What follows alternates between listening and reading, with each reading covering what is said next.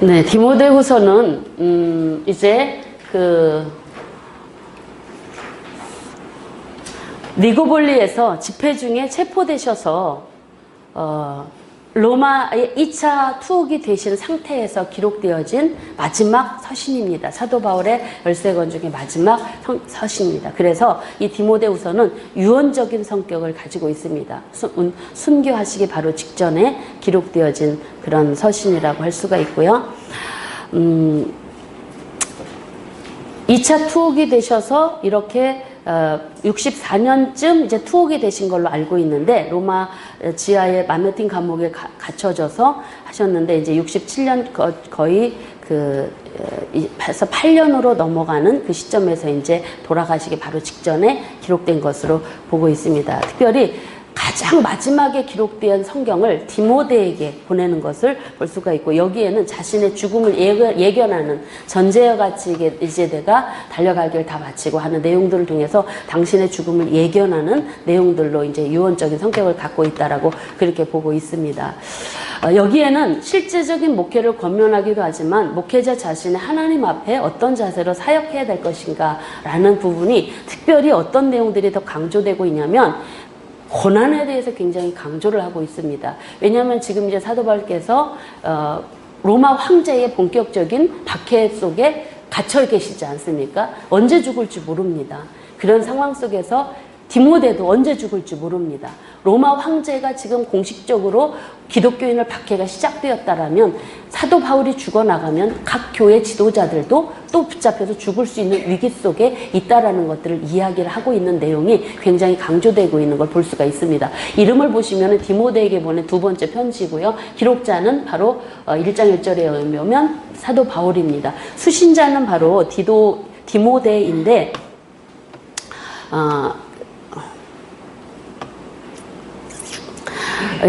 수신자 1장 2절에 보면 사랑하는 아들 디모데야 라고 하는 그런 호칭을 통해서, 고린도전서에서는 내가 주 안에서 사랑하고 신실한 아들, 이런 호칭을 하고 있고요. 디모데전서 1장 2절에서는 믿음 안에서 참 아들 된 디모데, 그리고 2장 1절에는 내 아들아, 이렇게 여러 표현을 하고 있습니다. 얼마나 바울이 디모데를 아끼고 사랑했는가를 보여주는 한 모습입니다. 얼마나 사도 바울에게 충성된 동력자요, 그렇게 신실한 자였으면 이런 고백들을 할 수 있을까. 그리고 얼마나 신실한 자였으면 데살로니가, 고린도, 빌립보, 고린도 후서, 빌립보, 골로새 공동 발신자로까지 쓰임받고 했던 인물로 보고 있고요. 그리고 도미티아누스 황제 때 순교를 당한 걸로 보여지는데, 그의 모습은 아버지 헬라인, 어머니 유니게. 근데 할머니의 신앙을 본받았다라고 이렇게 이야기를 하고, 1차 전도여정 때 복음을 듣고 2차 전도여정 때 사도 바울과 동행했던 충실한 동역자였다라고 할 수가 있습니다. 그래서 배경을 보시면은 아까 말씀드렸던 이 로마의 화재 사건을 그리스도인에게 전가시켜서 불법 집회를 주동하고 있는 그리스도교의 지도자인 바울을 일단 니고볼리에서 로마로 압송해 나가는 그런 환경 속에서 사도 바울의 순교 직전에 돌아가시기 전에 바로 이게 기록되어졌고, 이 시기에 팔레스틴 지역 예루살렘에서는 무슨 일이 일어났냐면 66년에 유대 전쟁이 시작되어지는 시기였습니다. 그래서 로마의 본격적인 예루살렘에서는 지금 유대 7년 전쟁이 시작되어지는 시점이고요. 지금 로마 황제의 핍박 때문에 사도 바울의 박해가 들어가고 다음에 베드로가 그 이듬해 돌아가시는 일들이 이때 많이 일어났던 시대였다라고 할 수가 있습니다. 그리고 이제 복음서들이 이제 이때 거의 많이 이제 마무리되어지는 시대들이라고 할 수가 있고요. 그래서 거의 박해 시대라고 보시면 됩니다. 이 배경은. 그리고 그 기록연대는 바로 이제 67년 잡혀서 순교 당하시기 바로 직전으로 보고 있고요. 기록 목적을 보시면은, 디모데가 직면한 문제들에 대해서 목회적 조언을 하기 위해서 기록되었습니다. 그리고 이제 앞으로 당신이 지금, 박해 때문에 들어가 있기 때문에 앞으로 사역자인 디모데에게도 겪을 수 있는 고난, 박해 있을 수 있습니다. 그래서 너에게도 고난이 있을 것이니 인내하고 복음 전파의 사명을 잘 감당하도록 강권적으로 권면하기 위해서 기록되었다고 할 수가 있고요. 그리고 자신의 임박한 죽음을 알리면서 고난과 박해 속에서도 믿음을 지켜서 이제 내가 곧 주님을 만나러 간다 하면서 너도 그 사명 잘 감당해라. 그러면 나에게 주신 그 은혜가 그 상급이 너에게도 줄 것이다. 이거 이제 격려하기 위해서 기록되었다고 할 수 있고, 죽기 전에 디모데를 보기 원해서 너 빨리 좀 와라. 사랑하는 마가도 좀 데리고 와라. 내가 너 보고 싶다. 내가 곧 죽을 것인데, 내가 죽을 것 같은데 빨리 와라. 이 권면을 하기 위해서 이제 그들을 부르기 위해서 기록되었다고 할 수가 있습니다. 첫 절과 끝 절은 똑같습니다. 사도 바울이 자신을 소개하면서 인사하고, 마지막은 나는 주께서 내 심령에 함께 계시기를 바라노니 은혜가 너희와 함께 있을지어다. 축도로 마치고 있는데, 이 디모데후서는 바로 4장으로 되어져 있습니다. 그래서 두 부분으로 나뉘어져 있습니다. 그러니까 디모데 전서처럼 사역에 견고해라, 그리고 교훈에 견고해라. 첫 번째로 사역에 견고해라 해서 복음을 굳게 붙들라, 사역에 위한 짐, 그리고 교훈을 견고해라 하는데, 말세에 이런 일들이 일어날 것이다. 말세 갈수록 이렇게 지독스러운 일들이 일어날, 그걸 그냥 당연하게 여겨라. 이렇게 이 사역자로서 이야기를 하고 있고, 박해도 당연하다. 고난도 당연하다. 그러니 너도 나와 함께 고난을 받으라. 이런 이야기들을 하고 계십니다. 그러나 그 중에서도 말씀을 전파, 때를 얻든지 복음을 전파하고 말씀을 전파해라. 이런 권면도 하시고 있고, 마지막 당신이 이제 전제의 삶, 곧 이제 죽을 것 같다 하는 고백들을 하면서 부탁하는 말씀, 빨리 와라. 마가도 내리고 너도 좀 와라. 그런 이야기들을 하고 있는 내용들입니다. 그래서 핵심을 보시면은요, 복음 전파와 함께 고난을 받으라. 이게 이제 고린도 후서의 마지막 유언적인 성경 속에 나타나고 있는 핵심의 말씀이라고 할 수가 있습니다. 그래서 복음을 붙들라라고 하는 첫 번째 모습에서 사도 바울은 이 1장부터 뭔 얘기가 벌써 나옵니까? 복음을 안에서 복음과 함께 고난을 받으라 라고 이야기합니다. 근데 사도 바울 선생님께서는 뭐라고 얘기하냐면, 그 앞절에서 하나님께서 주신 마음은 두려워하는 마음이 아니고 능력과 사랑과 절제의 힘을 나한테 주신다. 그러나 하나님의 그 능력 안에서 너도 복음과 함께 고난을 받으라 라는 그런 권면을 첫 1장에서부터 이야기하고 있습니다.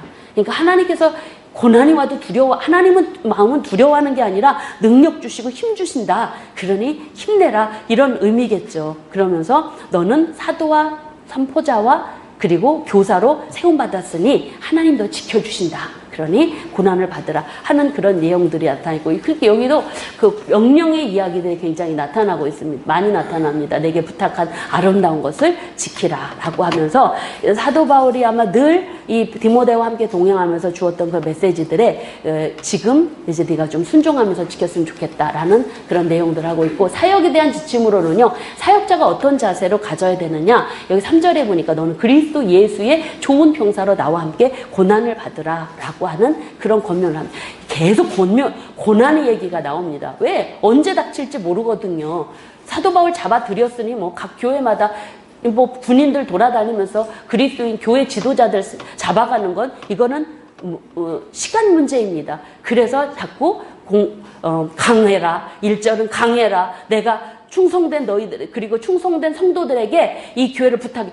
지도자가 죽으면 교회를 인도해야 되자, 누군가. 충성된 사람들에게 부탁해라. 다른 사람들을 가르칠 수 있도록 사람들을 세워라. 너도 고난을 받아라. 예수 그리스도를 기억하면서 고난은 부끄러운 것이 아니다. 이런 이야기들, 그리고 하나님께서 우리에게 구원과 영광을 주신다. 이런 권면들을 자꾸 하십니다. 그러면서 사역을 위한 실천적인 교훈에 있어서는 목회 현장에서 그 후메네오와 여기 빌레도라고 하는 인물이 나오는데, 이 사람들은 부활이 지나갔다라고 하는, 그러면서 교회를 분열시키는 인물들이 있었습니다. 이 사람들은 믿음을 무너뜨리는 인물들도 있다. 그러나 그 사람들 때문에 무익한 말다툼도 없애고, 그리고 너는 하나님의 일꾼으로서 준비된 자로 너가 올바른 자세를 가지고 해라 하면서, 주인이 거룩하고 주인의 쓰심이 합당하고 모든 선한 일에 쓰심이 합당한 자가 네가 되라. 어떤 얘기도 귀 기울이지 말고, 그러면서 네가 이제 젊으니까 청년의 정욕도 피하고 깨끗한 마음과 믿음과 사랑과 화평을 쫓고 어리석고 무식한 변론도 버리고 하는 그런 이야기를 하면서, 주의 종은 마땅히 다투지 아니하고 모든 사람에 대하여 온유하게 자르치를 잘하며 온유함으로 훈계해라. 아주 구체적인 이야기들을 사역자로서의 그 명령들을 여기에서 주시고 있습니다. 그래서 온유함으로 훈계하라 하는 그런 말씀들. 그러면서 이 사역을 위해서 실제 이 후메네오와 빌레드라고 하는 이런 인물들이 바로 교회 안에 있다. 그러나 그것 때문에 염려하지 말고 이런 사역을 위해서 이런 지친 대로 네가 행했으면 좋겠다. 그리고 교훈에 경고해라라고 하는 말씀은 말세에 일어날 죄악들에 대해서 이야기하는데 이제 거짓 교사들의 미혹 때문에 계속 얌네와 얌브레라는 인물들이 나타나고 있지만 이 말세에 일어날 일에 대해서 여러분 성경 보시면 3장 1절로 9절에 보면 거기 뭐야? 자기를 사랑하고 돈을 사랑하고 자랑하고 자만하고 교만하며 부모를 거역하고 감사하지 않고 거룩하지 않고 무정하고 원통. 여러분 요즘 나타나는 증거들 아닙니까? 옛날에만 아니라 지금도 일어나는 이런 무절제함, 사나움, 막 악한 배신 이런 얘기를 하면서 이런 말세의 징조가 이렇다. 사람들이 말세에 이럴 특징들이 나타나 이렇게 타락한다. 이것들을 알고 기억하고 그냥 목회해라. 그런 이야기들 하고 그리고 경건의 모양만 있고 경건의 능력을 부인하는 자들에게 돌아서라 하면서 거짓 교사들에 대한 그런 경계들을 계속적으로 주시고 있는 걸 볼 수가 있습니다. 그러면서 경건한 자들에게 박해는 당연하다. 그러면서 무릇 그리스도 예수 안에서 경건하게 살고자 하는 자는 박해를 받으리라. 계속적으로 장마다 박해와 고난을 이야기하고 있는 것을 보면은 얼마나 사도 바울의 심정에 디모데도 언젠가 고난 받겠구나. 언젠가 여기 끌려올 수도 있겠구나. 이런 마음으로 지금 당부하고 있는 내용들이 절절히 나타나고 있습니다. 근데 그것뿐만이 아닙니다. 고난을 받으라 뿐만이 아니라 너는 배우고 확신한 일에 거하라. 성경 공부한 대로 해라. 그러면서 우리가 잘 교회 학교에 주제로 교훈으로 잘 써있는 성경은 능히 너로 하여금 하는 이 성경에 대한 교훈의 말씀들을 보면 그리스도인에게 있어서 박해는 피해갈 수 없는 것인데 디모데에게 마지막으로 당부하고 있는 내용은 성경의 진리 안에 온전히 거하도록 권면하고 있는 걸 볼 수가 있습니다. 그래서 성경은 우리를 구원에 이르는 진리에 이르게 한다 라고 하면서 무릎으로 나온 이 아들 디모데가 마지막으로 배우고 확신한 일에 거하며 그리고 모든 성경을 그도 읽고 듣고 그 안에 거하며 그 성경으로 온전한 사람으로 갇혀가도록 권면하는 내용들이 바로 여기에 담겨져 있습니다. 그러면서 경건한 자에게 임하는 박해에 대해서도 이야기하는데 경건한 자에게 임하는 박해에 대해서는 당신이 1차 때 비시디 안디옥 루스트라에서 이고니온 루스트라에서 당한 그 고난의 이야기들을 합니다. 내가 이렇게 고난을 당하고 어려움을 당했었다 하지만 그러나 그것 때문에 그 핍박을 하면서 그리스도인들은 박해는 당연한 것이다 라는 그런 이야기들을 하고 있는 걸 볼 수가 있습니다. 그러면서 사도 바울은 그럼에도 말씀을 전파해라 라는 권면들을 하고 있습니다. 때를 얻든지 못 얻든지 항상 힘쓰라. 모든 일에 신중하여 고난을 받으라. 또 고난을 받으라. 또 나오고 있습니다, 여러분. 그래서 모든 일에 전도자의 고난을 받으며 전도자의 일을 행하고 내 직무를 다하라. 이 이야기는 언제 죽을지 모르니 전심전력을 다하여 바로 네 맡은 사명 잘 감당해라. 이 이야기죠. 당신처럼. 사람의 마지막은 우리도 마찬가지이지 않을까요? 저와 여러분도 언제 죽을지 어떻게 알겠습니까? 그러니 우리들도 믿음을 지키는 일, 그리고 사역에 감당해야 될 일들, 말씀을 전파하고 복음을 전파해야 될 일, 이 일들도 이런 자세로 해야 되니 마땅한 것 같습니다. 그래서 사도 바울의 그 안타까운 마음, 언젠가 디모데도 당할 그 고난을 앞두고 이야기하는. 그리고 이제 마지막으로 사도 바울은 당신의 전제된 삶에 대한 고백을 하면서 임박한 죽음을 예고하고 있는 걸 여기서 말씀해 주고 있습니다. 우리 이 부분은 같이 함께 성경을 좀 같이 읽어보겠습니다. 4장 6절로 8절. 전제와 같이 내가 벌써 구워지고 나의 떠날 시각이 가까웠도다. 나는 선한 싸움을 싸우고 나의 달려갈 길을 마치고 믿음을 지켰으니 이제 후로는 나를 위하여 의의 면류관이 예비되었으므로 주 곧 의로우신 재판장이 그날에 내게 주실 것이며 내게만 아니라 주의 나타나심을 사모하는 모든 자에게니라. 아멘. 자신의 임박한 죽음을 이야기하면서 내가 내 마지막 순교의 한 방울까지도 그리스도의 복음 전파와 교회를 위해서 나는 넉넉히 바치기를 원한다 라는 그런 마지막 고백이 담겨져 있는 걸 볼 수가 있습니다. 그런데 여기 마지막 고백을 통해서 사도 바울은 이 7절의 말씀을 보시면 선한 싸움, 달려갈 길, 믿음, 이 세 가지가 함께 조화를 이루며 그 일과 사역과 자신이 감당해야 될 사명, 그리고 자신의 개인적인 믿음, 이걸 지켰던 것을 여기에서 고백하고 있는 걸 볼 수가 있습니다.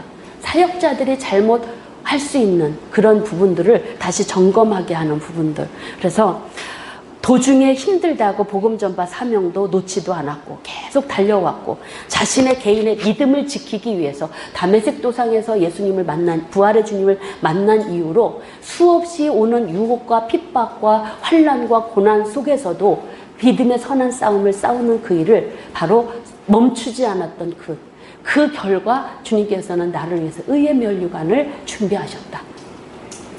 그런데 이건 나만을 위해서가 아니고 나처럼 그렇게 사는 사람을 위해서도 주님은 예비하셨다.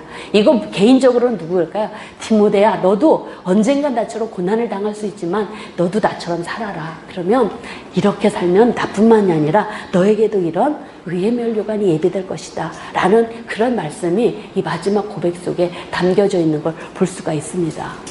그러면서 마지막 부탁을 하는데, 이제 이 부탁 속에는 이제 무슨 얘기가 나오냐면, 디모데에게 야, 드로아의 가보이 집에다가 내 겉옷 맡겨놨어. 책도 있으니까 그 가죽 종이인 책도 갖고 오고, 여기가 추우니까 겉옷도 좀 가져오렴. 아마도 그때 갑자기 잡히셔서 겉옷 이불도 없는 여름, 거의 가을 복장으로 겹 옷을 입고 지하 마메딘 감옥, 돌감옥에, 습한 돌감옥 감옥에 계신 것입니다. 그러니까 9절에 보니까는, 4장 9절에 보니까 너는 어서 속히 내게로 오라. 겨울이 다가오기 전에, 감옥이 추운 겨울을 맞이하기 전에 좀 겉옷이 필요했던 것 같습니다. 그런데 그 당시에 성경은 뭐라고 얘기하냐면 4장 7절로 18절에 보면은요, 사도 바울이 다 그 주변에 연금 때는 다 함께 많은 사람들이 했는데, 이때는 박해됐잖아요. 아무도 찾아오니까 없었다고 합니다. 그 곁에 남아있는 사람 누구냐면, 누가 한 사람.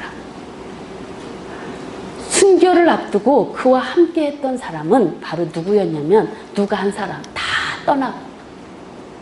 그런데 사도 바울은요, 그래서 이제 누가 한 사람만 지키고 있고 아무도 찾는 이가 없고, 겨울은 오고 춥고, 그래서 디모데에게 마가도 빨리 좀 데리고 와라.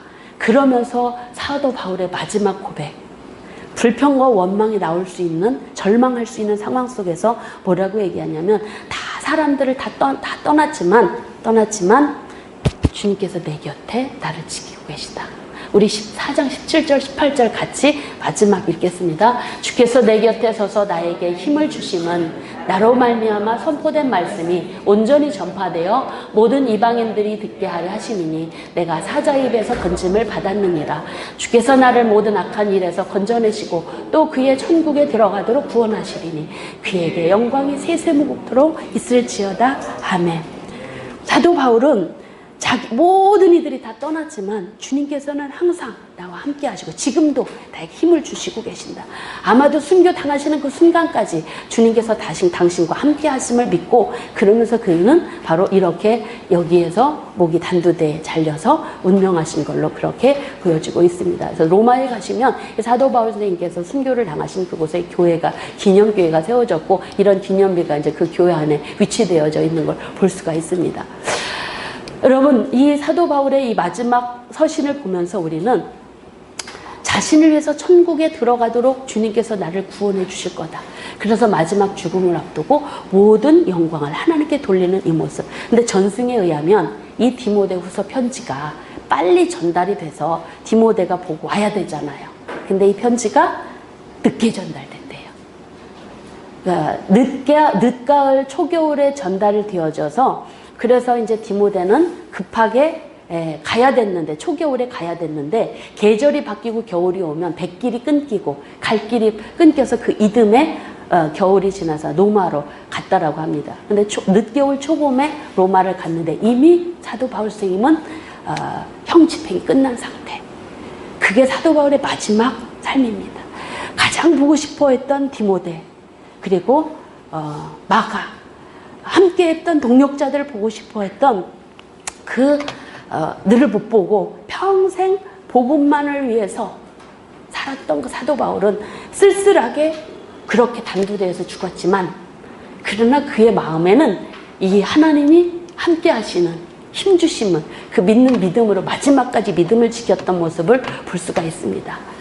이 목회서신인 디모데 전후 디도서를 마무리를 지면서 사도 바울의 일생을 한번 마무리하면서 우리가 생각을 해보면서 이 서신서를 그치려고 합니다.